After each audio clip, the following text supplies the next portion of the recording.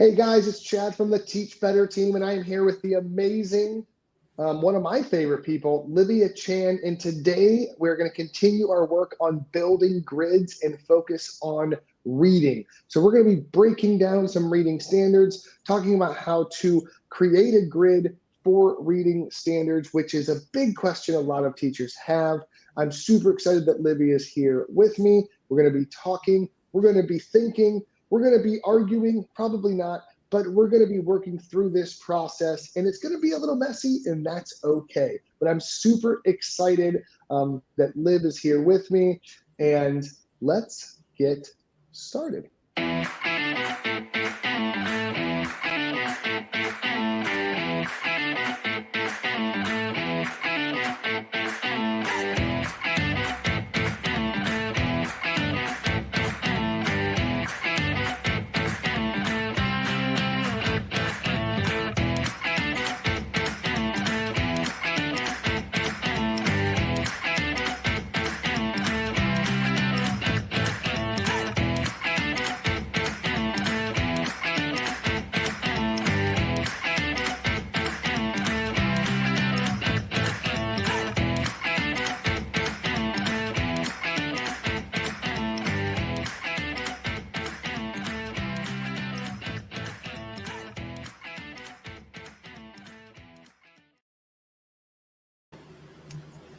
Liv, good morning. How are you doing today? Fantastic, Chad. How are you doing? I'm doing absolutely awesome. Any morning we get to hang out is a good way to start my day, I and hopefully agree. it's a good way for everyone else to start. So, Livia, you've been part of our network. You're part of the Teach Better team. So a lot of people probably already know who you are, but I know how awesome you are. But could you please share a little bit about yourself and give yourself a quick introduction so people know where you're coming from? I would love to. I am a head teacher and a grade 4-5 teacher this year in the Vancouver area in BC. And I'm also the digital content coordinator for the team, and I get to work with the lovely Carrie Fitzdick. Absolutely. So if you've read any of our digital content, the reason it looks and sounds so good and awesome is you're looking at it right here. So they do an amazing job here on the team. And Livia, in case anyone doesn't know, she said she's from Vancouver, British Columbia, in Canada, which means she's 3 hours behind, which means right now it's like what, 4 a.m. for you right now. It So is. I truly appreciate you waking up this early to think really hard about curriculum and standards and targets. So that's absolutely fantastic. So, Liv, we are going to be looking at a reading grid today. Reading grids are probably something I get questioned more about than anything else. And there's a few reasons I think we can kind of give for that, which I'll talk about in a second. But what are your thoughts on some of the work we're going to be doing today as we start thinking about putting reading into a grid? And what is your context for? I know you've done this in math, but is this your first reading grid, or is this your first kind of getting into this process? Just give us some context about where you're coming from for our work today. Yes, I've only done grids in math, and I want to do something in ELA, but I Mm-hmm. think when the opportunity came up that there's this chance to work with you in reading, I jumped at it because reading is actually something that I really wanted to work on this year. This is just my second year teaching intermediate grades, and so Mm-hmm. I'm still, I feel comfortable teaching grade 2, 3, but 4, 5, I'm still kind of learning about, and Right. so this is absolutely perfect. I spent some time thinking about it last night, and I desperately need your help. And that's okay. That's literally why we're here. And a lot of people are in your same situation. Even Sandra, who I talked to yesterday with regards to the science grid, she had done it in another subject area, and she was like, I need to try it in science. And every single content area is going to feel a little bit different. And that's okay. But the core framework and the core process, I promise, can work for any topic. But reading specifically, I think gets a lot of hesitation from teachers, and one of the reasons is that often when we think about teaching reading, we think about reading an entire novel or kind of keeping kids at the same place in a novel or reading it out loud. And we're like, well, how does that look self-paced? And my question is often, well, when students read, I don't know any two students that read at the exact same pace at the exact same time with the exact same understanding. Right. So even if you're normally trying to keep everyone on chapter 1, pages 5 through 10, right? Like you still have this varying degree of separation and understanding and pace and comprehension and all of these components of understanding text and reading and components of text. So it's one of those things for me where I think the idea of self-paced reading is already happening in classrooms, whether we want it to or not. So the grid can really help structure and focus some of that work and make it much easier. So there's a couple tips. There's actually a brand new blog out from our content department that I'm going to link here in the comments real quick. We got a bunch of people joining in, but we have a brand new blog out and just going to give some general mastery tips. But one of the big things I think that makes ELA challenging, and you can tell me if you agree or disagree, Livia, is the fact that you can basically teach everything all the time when you're reading. Would you agree with that? Yeah, and similar with writing, right? Both of them.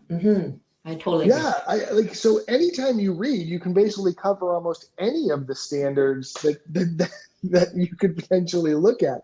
And this is a blessing and a curse at the same time, I think.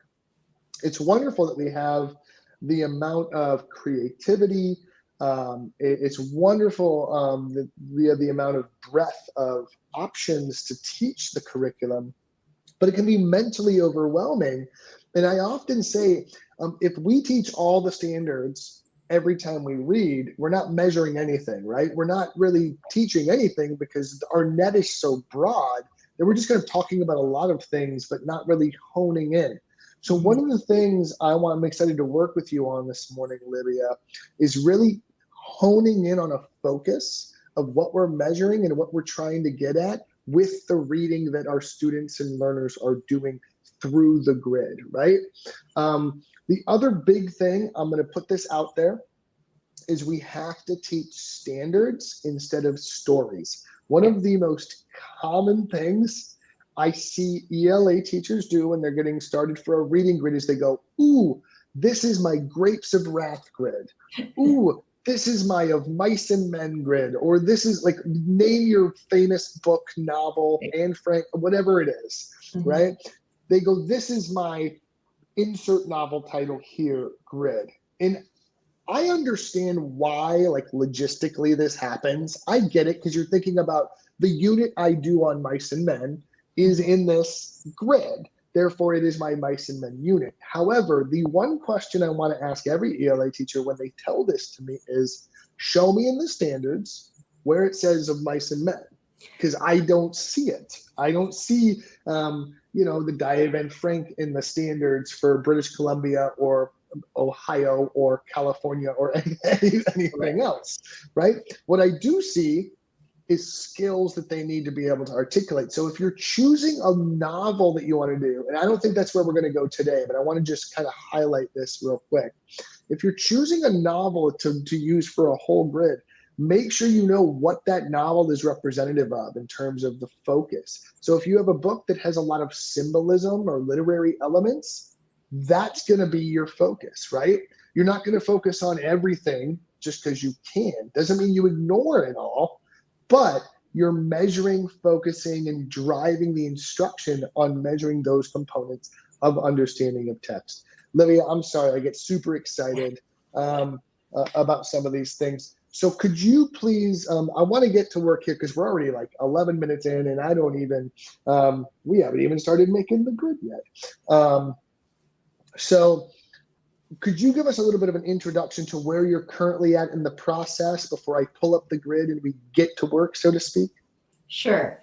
So I took a look at our curriculum, and because we have a newer We have a newer curriculum that's about 6 years old. We had our conversation this morning before we hopped on live was that it's very broad. And I never really looked at what standards look like in the States, but it's broad by design so that we have that flexibility to teach the bigger ideas and the like that. That's like you were saying this morning. It's a blessing, but yet it is a curse because that's one of the things that they told that some people complain about is like it doesn't tell us enough details. Like what exactly am I supposed to teach? So anyhow, I started the grid and just started thinking about DOK level 1, 2, and because I also struggled with trying to wrap my head around reading, like how does that work? I understand for math because it just seems so foundational and I could see it build in my head.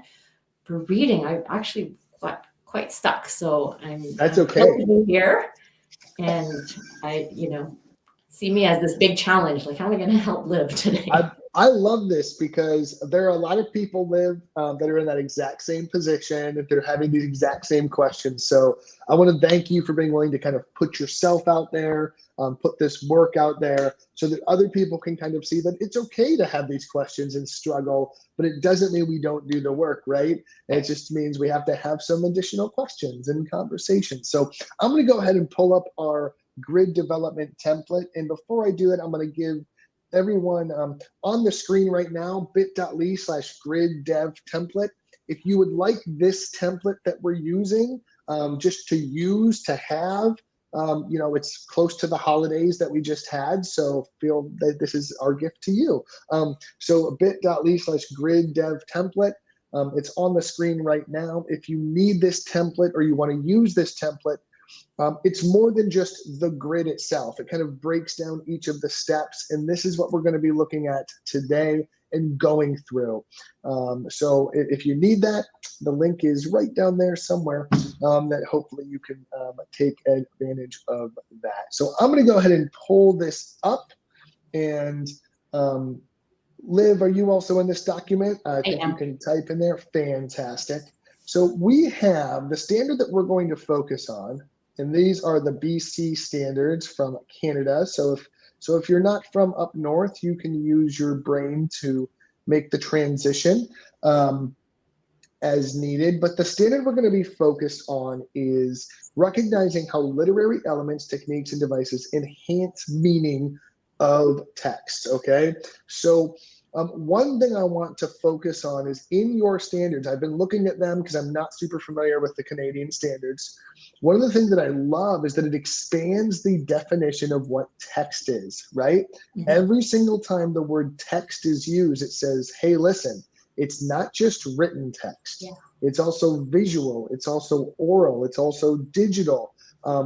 All of like posters and photographs are seen as text. I love this. My wife actually teaches post-secondary. She teaches at the university. And she has an entire course designed on broadening the definition of text into multiple mediums. Very so it's just funny that when I read that, I go, absolutely, text is anything that you can consume, right? And broadening that word. I think that could be really useful for any teacher, is broadening the idea of what a text is. Because that also focuses us on the skills, right? So let's take a look at this standard. You already have some targets, so we're going to talk through that a little bit, but I want to focus on the depth of knowledge of this standard. Okay. And I don't think this is going to be as black and white as it usually is, because I have some thoughts and I want to talk through them with you and see what you think. Fair enough? Would love to hear your thoughts. Okay, so recognize how literary elements, techniques, and devices enhance meaning of text. And we might want to put up text there. You can add that if you want. I don't think it actually says in texts in the standard. And then explain how literary devices contribute to meaning. So on the face of this, okay, on the face of this, I'm kind of landing at like DOK2 because they're making connections of basic causality, how something affects something else. However, I think they're hiding a little bit of skill here. I think they're hiding a little bit of like assumptive questioning. So on the face of it, I think a student can meet this standard at the DOK level 2. However, I think we need to measure it at a DOK level 3 because they need to be explained how and why with evidence, right? Right. It's contributing to meaning. So even though the language, my thinking about this, even though the language of this is sort of housed in DOK level 2, I think the actual thinking the student needs to do, the actual product the student needs to create, to show mastery of this is actually housed at DOK 3.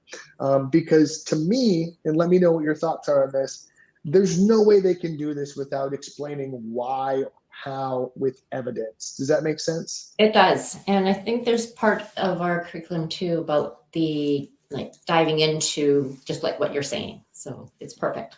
So with the additional supplemental information that I now have, I think putting this at 3 makes sense. And I would just maybe add to,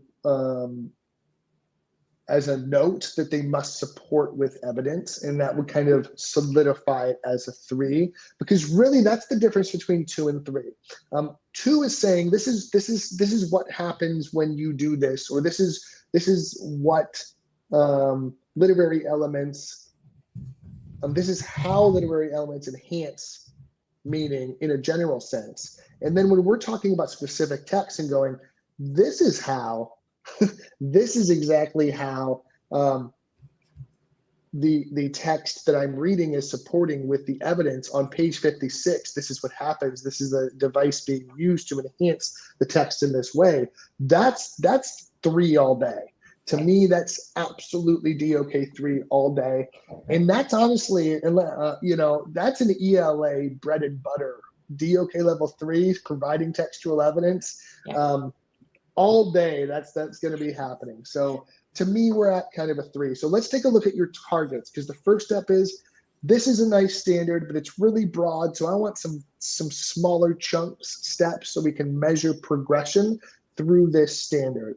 So and that's not something that I was wondering about, because when I was looking at literary structures, there's, as I listed in DOK level 1, there's quite a few, right? And because our curriculum is so broad, it actually didn't say these things in particular. So I just kind of Googled, well, what are some examples of literary structures? So I'm gonna open up a bit of a can of worms here and say it's okay to do this standard again with different targets that focus on other literary structures, right? Because for this grid, you might be focused on character setting, plot, and theme, like the components of story, so to speak. However, you may do another grid that's focused on symbolism or using metaphors, or does that make sense? Literary devices, right? So you might not necessarily do those at the same time. One's really focused on the development of stories over time. One's focused on how language is being used to articulate a message or coherent message. So those might be 2 completely separate units that you do in your class, right? But knowing what we're measuring becomes really, really important, especially for that reason. And this is where the targets, in my opinion, become really, really important, because now this is when we can define the component of the standard we're really looking at. Does that make sense? It does. So would you recommend that this only look at character, or the components of character setting, plot, theme? And I think what you have here makes sense to me, because these are the components of a story, right? Can you identify and define what the characters are? Can you identify what the setting is? Can you identify what a plot is, and and what that is in a story? The theme, all of those. You may be getting into the weeds in terms of narrative point of view, but I think that but I don't necessarily think it's out of place. I think a student understanding all of these allows them to read with more clarity. And I think that's the point of what the standard's asking for. So I can define and identify literary structures like character. I love that you named them, right? Because now they can identify what they are, right? Because that's going to be the first step. What are these things? What are examples of these things? So on and so forth. So I actually like that first level target. Okay. Any other questions you have on level 1? Because I think that sounds okay so far. Yeah, no, that was the biggest question, is like, should I just do character, or is it okay to add in like all the story? Yeah. So you could say literary structures and components of story or something like that. If you want to classify it as like a unit around what makes a story, right? What makes a so that could just give it a little bit more focus, and then also give you the freedom to go, hey, look, here's the standard, but here's the meat that I'm focused on. Right. And so DOK level 2, you're saying, I can demonstrate understanding of literary structures to help me better comprehend and connect to what I read. Okay. I wasn't sure about this, but that's just kind of what I came up with. Talk that out for a second. I want you to talk what about this you're unsure of, because I think that's important to have. There's some tips I have for you, but I want to hear your thoughts first. Fair enough?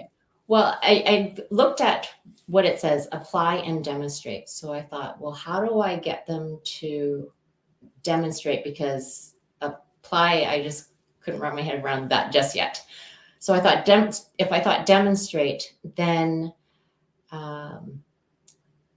thinking about the bigger picture, then, well, why is that important? Like, why is understanding the story elements important? Why is diving into characters and character traits and all those kind of things important? And so I went back to our curriculum, and it really is about comprehending and connecting to what they read. Mm-hmm. So at the end of the day, that's the bigger picture, and that's why I thought. So then I go back to, like, how do I measure that? Correct. So that the measurement part, anytime we write the word understanding in an objective, it becomes super difficult, in my opinion, to measure, because we're giving this arbitrary term of like, what does understanding actually mean? And this goes for any subject, not just ELA. But when we say students will be able to understand anything, without defining what understanding it means or at what level, it becomes very difficult. However, if I just tweak this a little bit, and we can say students can apply and explain how structures demonstrate meaning or connect to the reading. Now I'm actually saying I've already defined what the structures are, right? But now they're having to explain how the structures support and connect to the text that they're reading. Does that make sense? Yes. But do you see how that would be an easier to measure statement than, well, you understand how this works? Most definitely. It makes a big difference. Did I capture that right? I think so. How did you change it? So the only thing I'm wrestling with now, and I love getting in the weeds like this, so we're gonna spend the whole 40 minutes I'm just joking. So explain and demonstrate how literary structures support and connect to.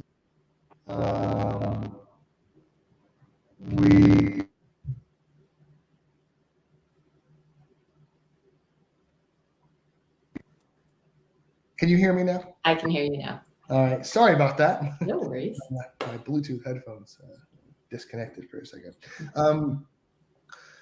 So with that in mind, okay, I can explain and demonstrate how literary structures support and connect to the text, but what are they connecting those to? Are they connecting it to the meaning of text, the theme of text? You know what I'm saying? So like, or to themselves, right? So what is the goal? Because I would say to themselves. Well, I mean, making connections, it's to themselves. So to me, this is when I'm going to go back to the standard and go contributing to meaning. So to me, they're connecting it to the meaning of the text, right? So I'm going to keep going. I talked about this yesterday. Always go back to the standard and steal, okay? Go back to that well over and over and over again, right? So to me, it would be connect to the text's meaning. that would be what we're measuring because that's what the standard says we're supposed to do. Does that make sense? Yes. I was feeling that when I was talking. That's okay. So Brianne had a nice little statement here, who said, will there be student choice in how to demonstrate and explain? So this is obviously up to the individual teacher. I'm always advocating for student choice, but when we make our statements of measurement broad, it allows for more choice on the part of the student. So one thing you'll notice is that Liv and I aren't saying we're reading, this story and the target for level 2 is apply and demonstrate how the character's outfit impacts other characters around them on pages 6 through 7. Because that is such a specific statement that we're putting the student into a box. Liv, when we're developing our grid, because these are broad statements, this is going to give her the freedom to say, choose your own text, use the text from the class, use one text, use multiple texts, and it allows for that student choice. So she can measure that statement, whether she's talking about the book the whole class is reading or an entirely different story if the student's not engaging with that text, right?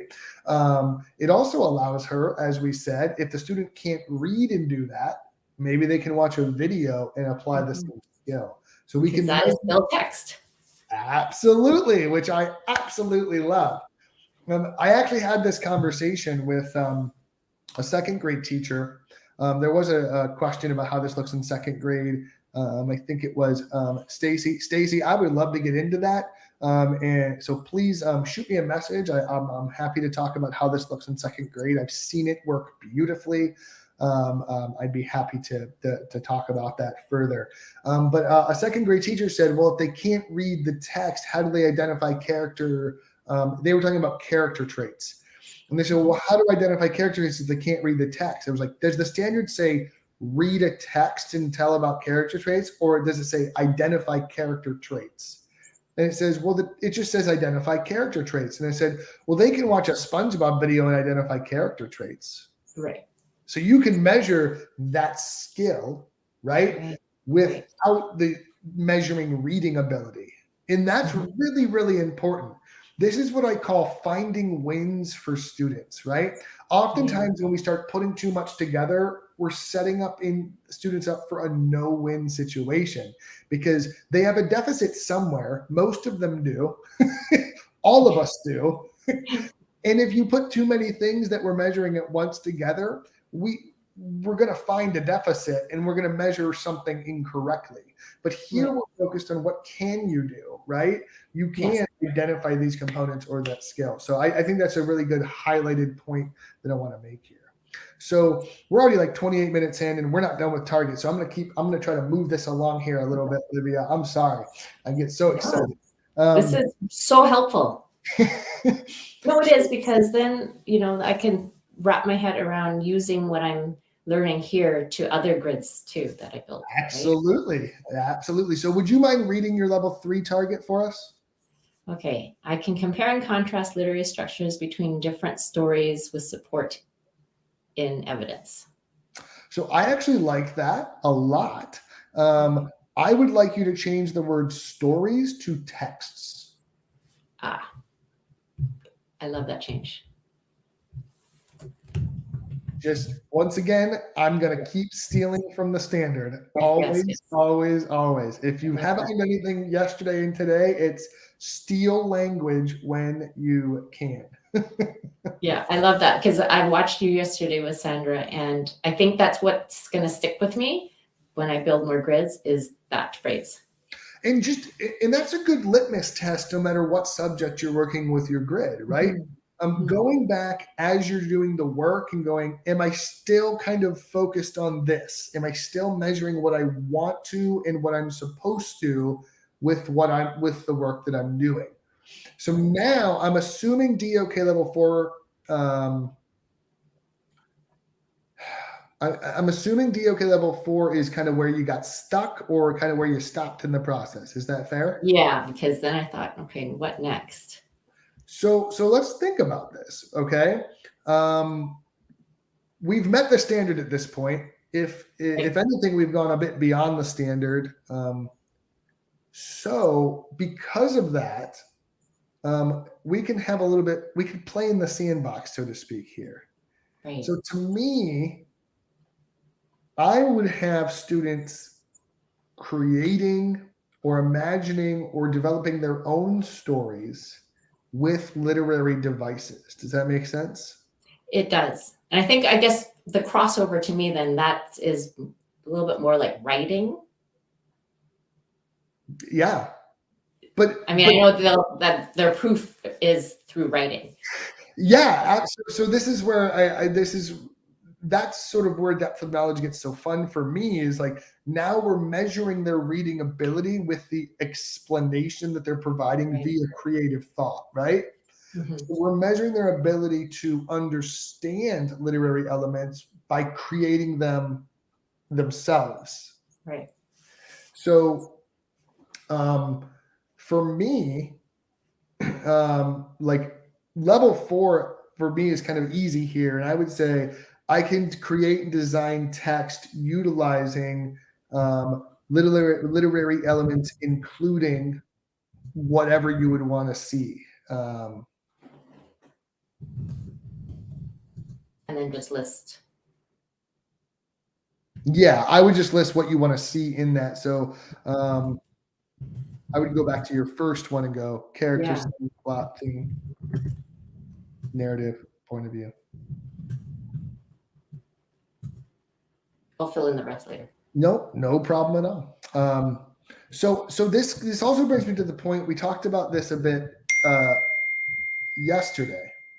And one of the things we talked about was keeping the big picture in mind, right?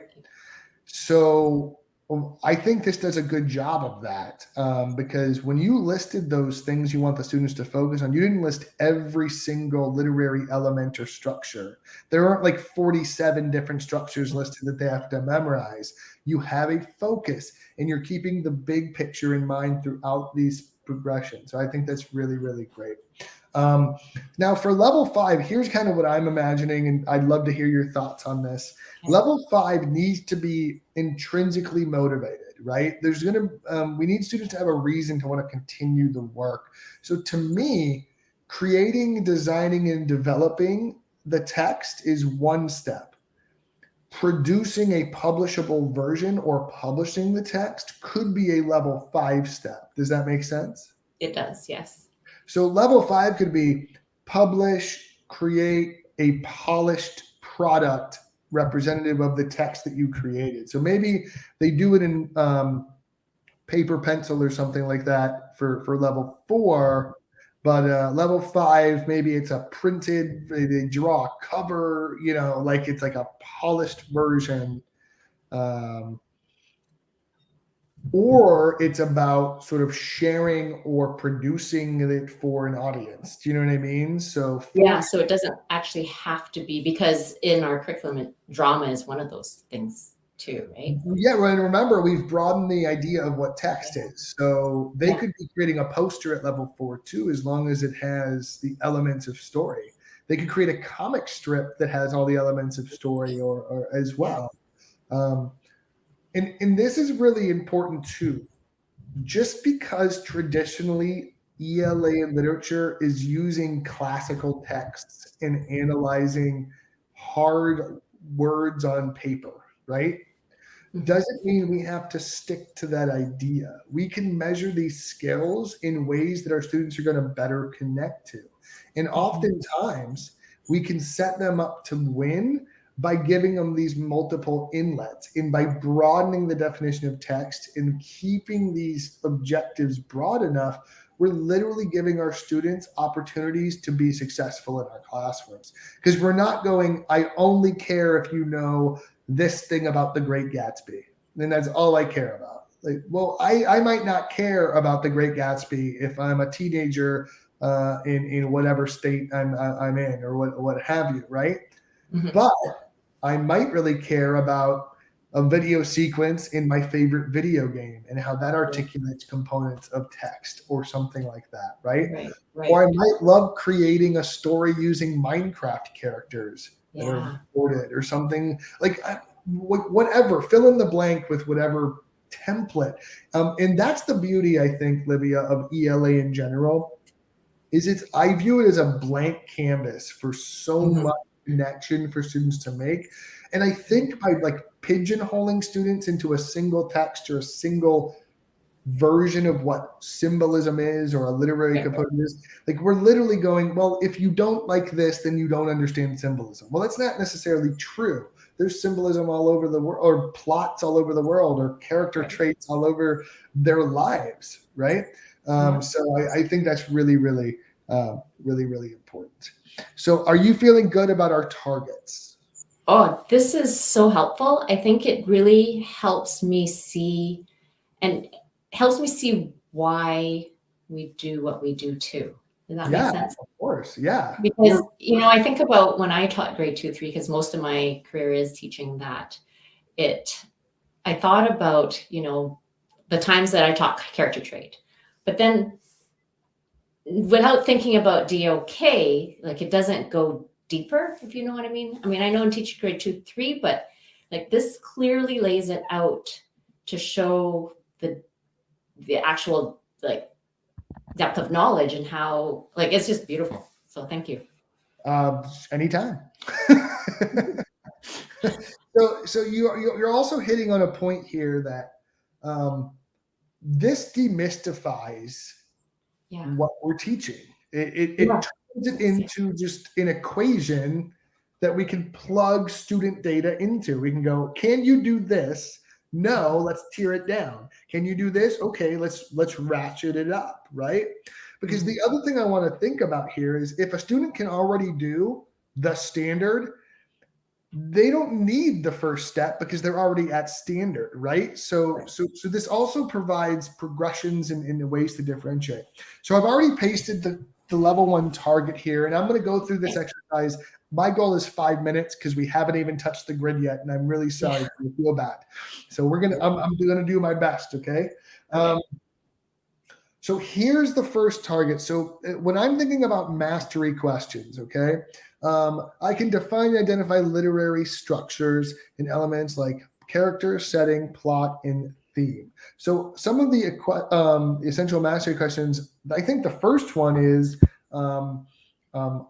what are literary structures, right? Right. Like that's going to be something they need to be able to do to prove that they can do this task.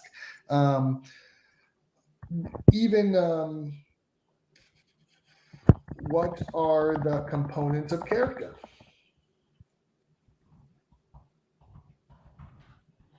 Does that make sense to you?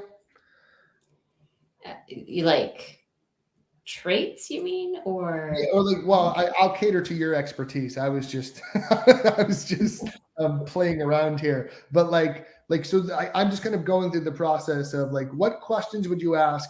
And when you get stuck on mastery questions, something I often say is, if you had to create a 5 or 10 point quiz on this objective, what would the questions be that measure this objective? Right. To check for that they understand understanding. They can recall it. Right, because this is what we're going to use to spiral through the level for our checks through the level as they're learning for readiness, as well as identifying, do you understand what you are supposed to at the end of this level or end of this grid or what have you. Right. I love that word, readiness. I think that's key, especially for the OK one.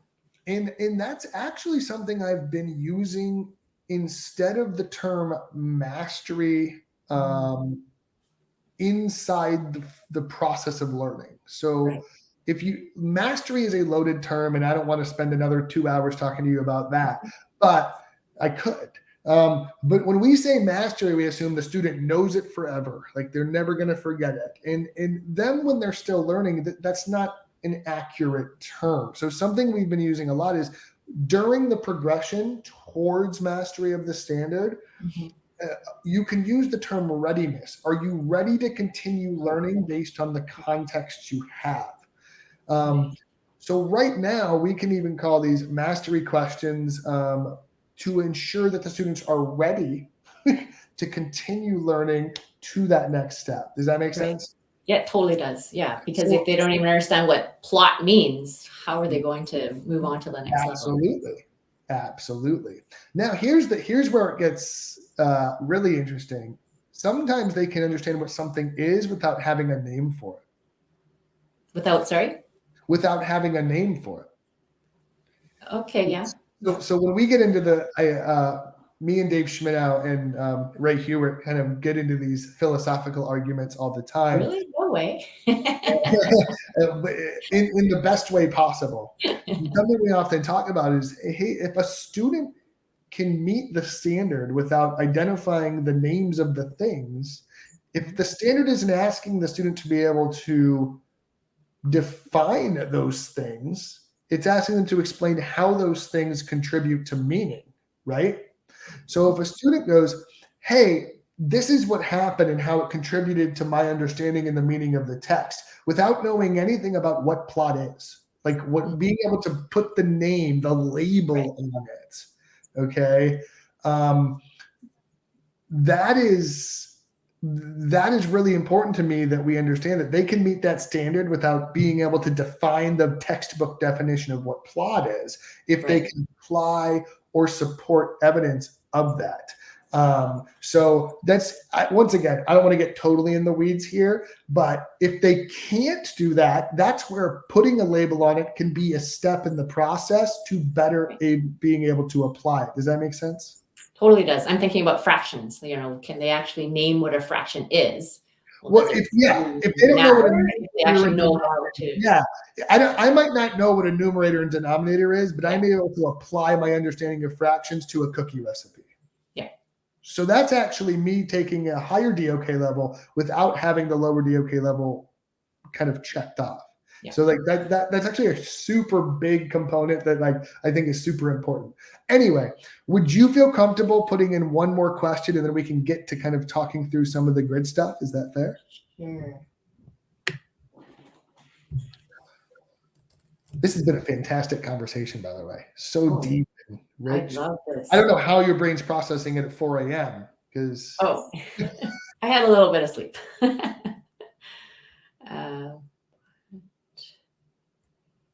So this could be as simple as, what are the elements of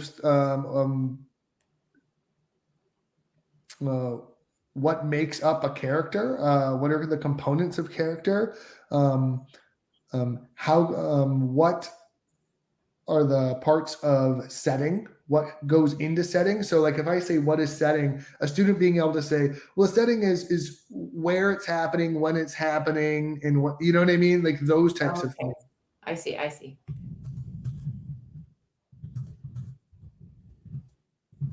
Perfect.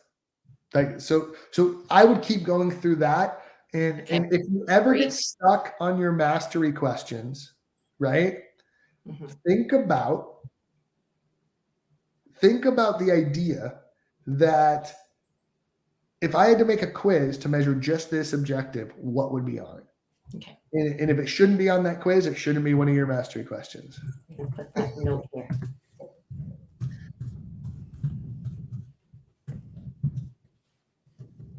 Yes. So Brienne Fennell has another great example about the DOK thing we were just talking about, right? They know about breaking a pizza into pieces to share with their friends. They can apply, right? But they might not understand that they ate 1/8 of the pizza. They might not be able to put the label of 1/8 on the pizza. Like that's your fraction example. I'm going to steal that fraction example for like all of our workshops from now on. I think that's a really great. Thank you for that, because that's a really great way to think through it in a really cohesive way. So that's awesome. See, we're helping each other. It's all about, I have to take what I know and what I understand, right? And then absolutely. So let's get into the work now, okay? So would you be okay just kind of pasting in the rest of the targets here? I think that would be super helpful. We don't have to worry about formatting. It can be nice and messy, and that's okay with me. It doesn't have to be perfect. So this is where this is something I did with Sandra yesterday. Mhm. And oftentimes, and I'll just talk as you're kind of pasting in the Okay. targets, if that's okay. This is oftentimes where teachers get stuck. They go, oh my gosh, I've done all this work and I'm staring at this blank grid and there's so many boxes to put stuff in and I'm super duper overwhelmed. And there's this duality that teachers have where they need to be efficient, but everything needs to be perfect at the exact same time. And what I'd like to suggest we fight the urge to do is make everything perfect right now. So, one really great, easy way to start this process, let me make that a little bit more visible. So, let's just look at level 1. Thanks for making it look better. I appreciate that. So, if we just look at level 1, one thing that a lot of teachers might do is go, okay, I need to have every link and the exact page numbers and the exact novel that we're doing. Everything about this needs to be completely ready and done. Well, I want you to fight that urge because then you're going to get stuck in what I call developmental quicksand, right? Because you don't have part A, you can't do part B. Because you don't have part C, you can't do part D. And then you get stuck because you don't progress. So what I would like to ask you is, if you're teaching how to define literary structures to your students, Mhm. what are the different types of activities that you're going to traditionally use? Or what components of your curriculum do you know you're going to use to convey these topics? So this is when I kind of call this the dumping stage of making a grid, or the skeletal stage, right? I want you to just put titles in where you think they might go. So I'm going to do a vocab activity. I'm going to do an article activity. I'm going to do the curriculum activity that does the video with it, or whatever those things are. What I'd like you to do is just looking at level 1. Is there anything that you can think right now? I know I'm going to do that activity, and it's okay if it doesn't stick there, but I need to get it onto the page. Yeah, I'm just thinking before I put anything down. I feel Sure. like what I would do is have just a brainstorm sheet of all the things Yeah. and then plug it in. Yeah, absolutely. And So then that way it's kind of like my brain dump and then it's picking the best pieces to put in. right. So that's a really, really good practice to get into. That's a really, really good practice to have. Something I used to do, I'm not even joking, in my own classroom, and I was running my own grids, is I would keep a blank grid on my desk. I would just keep a blank grid on my desk. It was there all the time, and it was the next unit. It was always the next unit. So during the unit, if I had planning time, the blank grid was always there. And I would keep a blank grid and I would pencil in ideas for what I was doing all the time. And it was just a dumping ground for ideas for like whatever I found or what I was looking for or what I was thinking of. And here's the thing. I totally understand that having the Google Doc open or the document open could be beneficial. But if I have 5 minutes between lunch, my bathroom break, and the next class coming in, and I have an idea, the chances of it getting on a Google Doc are very low because I got to get stuff ready. I hear However, you. if I'm at my desk, I can just scribble the idea down. So the goal was that at the end of the unit, I could pick that up and go, wow, look, I have most of my grid mapped out and most of these ideas kind of where I want them, so that when I go to do the nitty gritty work that we're doing right now, I'm not starting from scratch and setting myself up for this horrible experience of just trying to plug through the mud and get through the level. So Love that. And it's like bit by bit, right? And absolutely. what I love about it is that when you look at it, because you've done it over time, that it actually is better in a sense because you've had time to reflect and think. And then the next time you look at it, you're reflecting because you look at, obviously, you're looking at what you already have and then Right. you're building on that. And what I also love about that is because every year, I mean, for me, I have one set of students all year, but you get to you get to know their strengths. And so the grid that you build is based on the kind of strengths and the type of learners that you have in front of you, so that it is more it's more reflective of their learning stats. Sure, absolutely. So let me ask you this. A good place to start in terms of ideas, since I'm not expecting you to have all the ideas, but I'd like to at least try to put something in each level. Is that fair? Okay. Yeah. So would you normally do some sort of video or notes or introduction to any of this? Or would it be like, how would you normally? Yeah, it depends. So I either go video if I can find one that's really good, or I just do the intro myself. So Or sometimes I do like because some of them will already have some knowledge, because these are the same things that they've talked about in previous years. So I might do like well, what do you know, right? Not a pretest, but almost like just brain dump. What is your understanding about character and so that would be also a great thing to do before you start the grid too.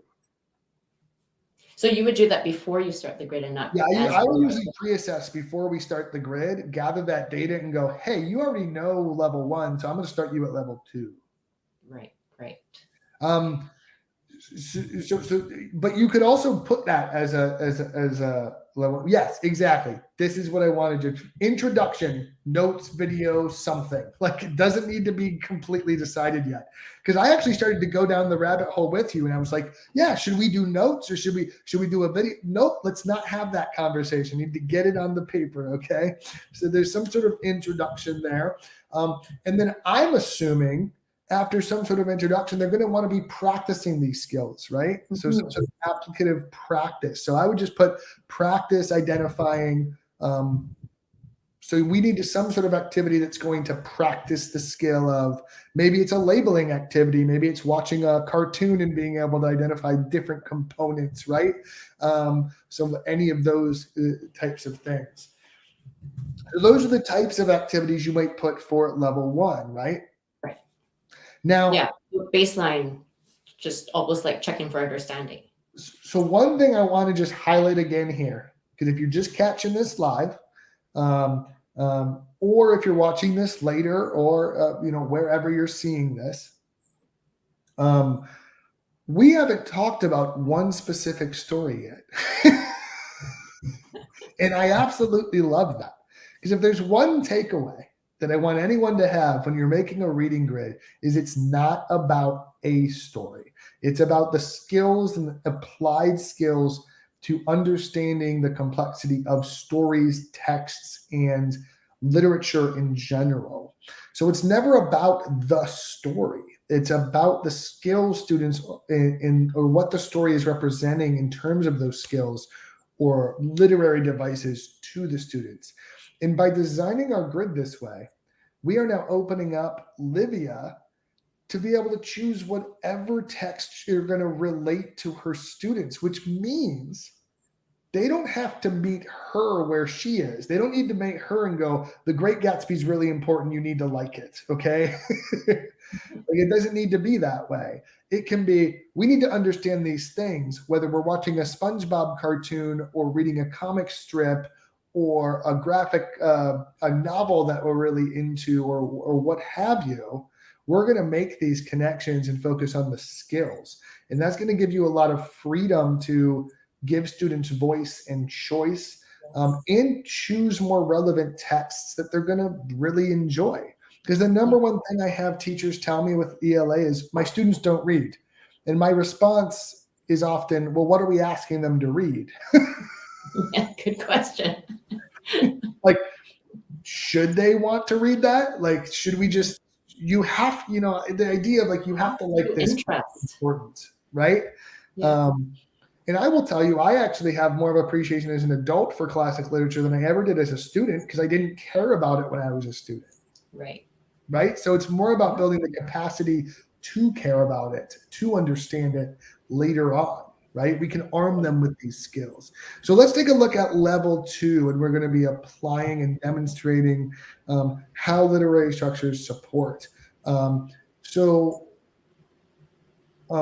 what are you thinking for some of this for level 2? What are some ideas we can put on the page, you think? Well, I'm thinking if we chose plot, for example. Yeah, let's do that. Okay.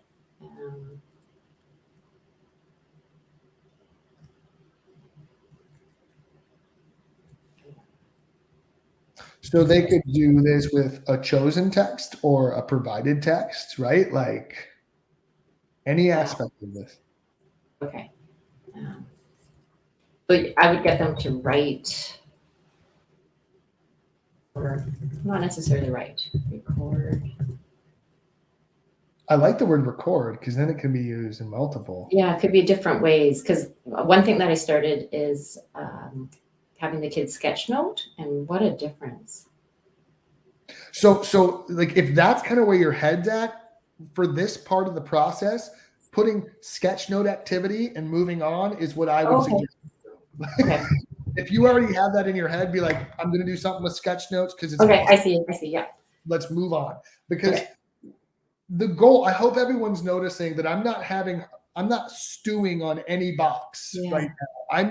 We're dumping our ideas because then we're going to refine, reflect, and hone in those ideas as we further progress. Does that make sense? Yes, totally does. Yeah. Cool. So for level 3, I think this is an easy, like comparing and contrasting texts and components, right? So I'm just going to dump that idea in there.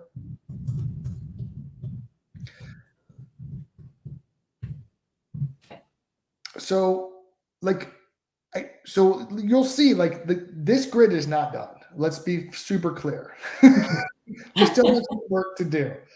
But if you open this document tomorrow or next week, I think you're going to feel a lot better about it than if we just put one box done. Totally, yes. Because now there's a shell, there's a structure to go, okay. So one of the things I used to do is when I used to dump everything and go, okay, what gaps do I still have that I need to fill? Or what adjustments do I need to make to my grid formatting to meet the need? So like, once again, I want to be clear about this. On the grid development template, which by the way, if you want that, can be found right here. So if you want this template, if you want to make your own, bit.ly/grid dev template, all lowercase.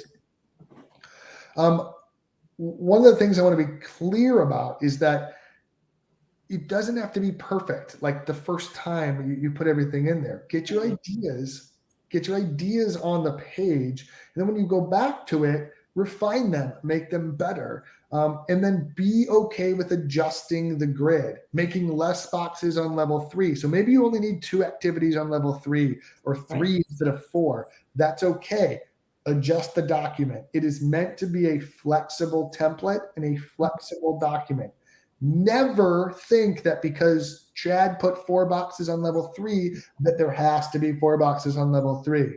I promise you are incorrect. You can make those adjustments. So I think our level 4 is going to be pretty simple. I think it's just create your story, create your something or another. I think that's what I would dump there right now. And level 5, publish your story. I think I would just put those notes there so we have them. But how are you feeling about our overall progression so far? Since we do have to kind of close things out here in about 2 minutes. I know this time flew by, but I actually finally get it. Like I think last night I really struggled with it, and I spent quite a bit of time just wrapping my head around. Yeah. We had a late night text exchange, and I assured you, I said, it'll be okay. We're going to get through it. I knew it would. You're the grid master. But I just so appreciate this. It totally makes sense. I feel like I can fill in with the different ideas that I have, and I'm really excited about this. So thank you. Is there anything I can do to help before we sign off today? No, it actually makes a lot more sense now. I feel like I can fill it in. Yes. So thank you. Absolutely. So one thing I am going to ask, if as you continue working on this, if as you complete it, if you could just share the final product with me, and I'll make sure that gets kind of put where it needs to get put, or if people ask for it, I'll be able to provide that. And I think that would be great. So in the comments right now, I would really love some love for Livia. There's some alliteration going on there. Speaking of literary elements, let's get some love and green hearts for Livia, because this And is Chad. I truly appreciate your time, Livia, and everything you do for the team, and walking through this with me. I think this was fantastic. I want to thank everybody for joining us today. Livia, I hope you have a fantastic day, and we will see you guys tomorrow, which is Wednesday, where we're going to be talking with Joe Gonzalez and working through a social studies grid. So we're going to keep on keeping on with this work. And then Thursday and Friday, you're going to get to see the amazing Ray Hewart work with Karen Evans and Marie McCumber on a math and a writing grid. So lots of great things coming up. Everyone have an amazing day and rest of your holiday break if you're on holiday break. Livia, thank you again so much. Truly a pleasure. Have a great day, everyone. Thank you. This is amazing. You are amazing. Thanks, Chad.